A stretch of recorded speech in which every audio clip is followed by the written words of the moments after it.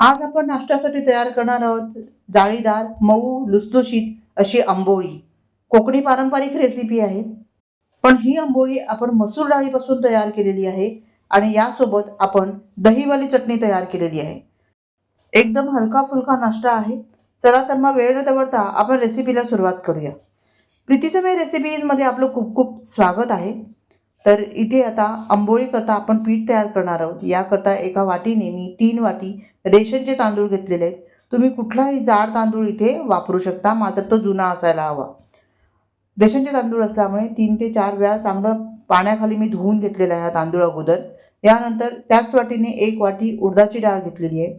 पाऊण वाटी मी मसूर डाळ घेतलेली आहे, कारण इथे मला मसूर डाळीची आंबोळी तयार करायची आहे। आणि पाव कप किंवा पाव वाटी मी इथे चणा डाळ घेतलेली आहे। 1 चमचा मेथीचे दाणे घेतलेले आहेत आणि आता हे सर्व आपल्याला व्यवस्थित 2 ते 3 वेळा पुन्हा धुवून घ्यायचं आहे। तर तांदूळ मी रेशनचे घेतल्यामुळे त्यामध्ये भरपूर धूळ असते आणि खूप घाण पाणी असं निघतं काळं काळं, त्यामुळे तांदूळ अगोदर धुवून घ्यायचे आहेत। आता डाळ तांदूळ पण आपण 2 वेळा धुवून घेतली। यानंतर ह्यामध्ये भरपूर पाणी घालायचं, डाळ तांदूळ बुडेल इतकं, आणि ह्याला आपण झाकून 6 ते 7 तास भिजत ठेवायचं आहे। तर इथे मला जवळजवळ 8 तास झालेले आहेत। मी सकाळी हे भिजत घातलं होतं, आता संध्याकाळ झालेली आहे। डाळ तांदूळ व्यवस्थित भिजले गेलेले आहेत, चांगले फुलून आलेले आहेत। तर आता आपण ह्याला दळून घेणार आहोत। पाणी ह्याचं काढून टाकायचं नाही, हेच पाणी आपण वापरणार आहोत। इथे मी मिक्सरचं भांडं घेतलेलं आहे, यामध्ये आपण डाळ तांदूळ काढून घेऊया। साधारण 3 बॅचेसमध्ये आपल्याला हे वाटून घ्यावं लागेल। जेवढं मावेल तेवढंच घ्या। आणि आता पाणी जे आहे ते हेच पाणी आपण वापरणार आहोत। आवश्यकतेनुसार थोडंसं पाणी वापरायचं आणि एकदम स्मूथ पेस्ट तयार करायची आपल्याला। तिथे मिक्सरला मी वाटून घेते आता। इथे बघा एकदम स्मूथ पेस्ट मी इथे तयार केलेली आहे। या पद्धतीची पेस्ट आपण तयार करून घ्यायची आहे आणि याच पद्धतीने बाकीचे सर्व मी दळून घेते। इथे सर्व पीठ मी तयार करून घेतलेलं आहे। आता विस्करच्या साहाय्याने 2 ते 3 मिनिटं आपण ह्याला चांगलं फेटून घ्यायचं आहे। यामुळे काय होतं, यामध्ये चांगली हवा भरली जाते आणि पीठ जे आहे ते आपलं चांगलं फर्मेट होतं। आता याला झाकायचं आणि रात्रभर असंच ठेवून द्यायचं। दुसऱ्या दिवशी सकाळी सुरुवातीला मी चटणी तयार करून घेते। ओला नारळ आहे, मिरची आहेत, डाळे आहेत, लसूण, कोथिंबीर आणि कढीपत्ता असं मी घेतलेलं आहे। आणि दह्याची चटणी आहे, त्याच्यामुळे पाव कप मी ते दही घेतलेलं आहे। हे सगळं जिन्नस आपण एका मिक्सरच्या भांड्यामध्ये घालूया। यासोबतच थोडंसं जिरं घेतलेलं आहे, चवीनुसार मीठ घ्यायचं आहे आणि 1 ते 1.5 चमचा साखर वापरायची आहे। थोडंसं पाणी घालूया आणि मिक्सरला एकदम बारीक वाटून घ्यायचं आहे। अतिशय स्वादिष्ट अशी ही चटणी तयार होते। तर इथे आपली चटणी तयार झालेली आहे। त्याचा रंगही खूप छान येतोय। सर्व चटणी आपण काढून घेऊया आणि तुम्ही पाहू शकता मस्त अशी ही कलरफुल चटणी तयार झालेली आहे। तर ह्याला फोडणी वगैरे देण्याची काहीच गरज नाही, चटणी आपल्याला अशीच वापरायची आहे। त्यामुळे चटणी आपली बाजूला ठेवून देऊया। यानंतर आपण आपलं पीठ कसं आंबलंय ते बघूया। तर इथे बघा, आता थोडा वेळ झाला असं तर हे ओव्हरफ्लो झालं असतं, इतकं मस्त झालं, जाळी पडलेली आहे। थंडीचे दिवस आहेत तरी सुद्धा हे पीठ बघा किती मस्त फर्मेट झालेलं आहे।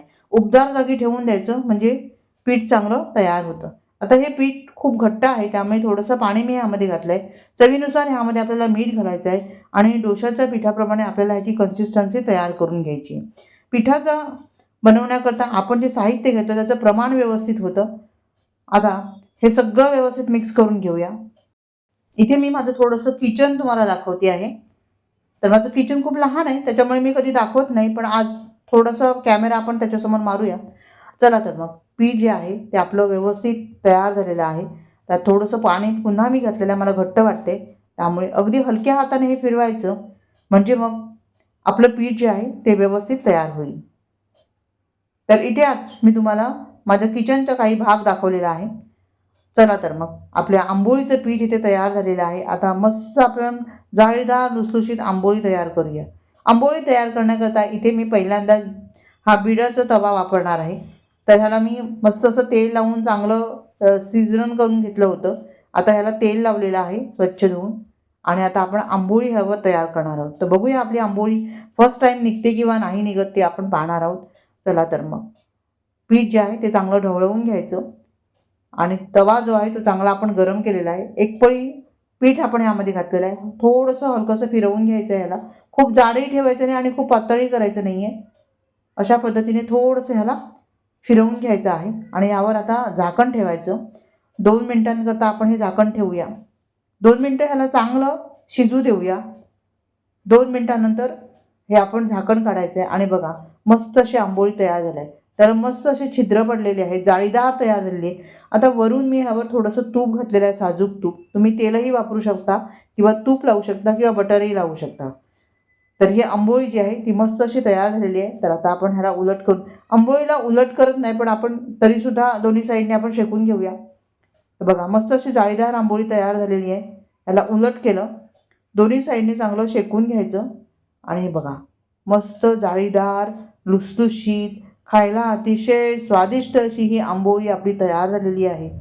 आहाहा! सकाळ सकाळ मस्त असा हा नाश्ता आहे.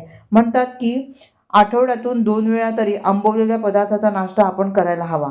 तर नक्की तुम्ही आंबोळी ही करून बघा. मसूर डाळीची ही आंबोळी पारंपरिक रेसिपीमध्ये आंबोळीच्या मसूर डाळ घालत नाही, पण मी आज आवर्जून ही मसूर डाळ घालून आंबोळी तयार केलेली आहे. तर अशी दुसरी आंबोळी आपण तयार करून घेतली आहे पहा. ह्याला सुद्धा मस्त अशी जाळी पडलेली आहे. वरून तूप घालायचं. मसूर डाळीची आंबोळी आणि दह्याची चटणी एकदा नक्की ट्राय करून बघा. रेसिपी आवडली तर लाईक आणि कमेंट करायला मात्र विसरू नका.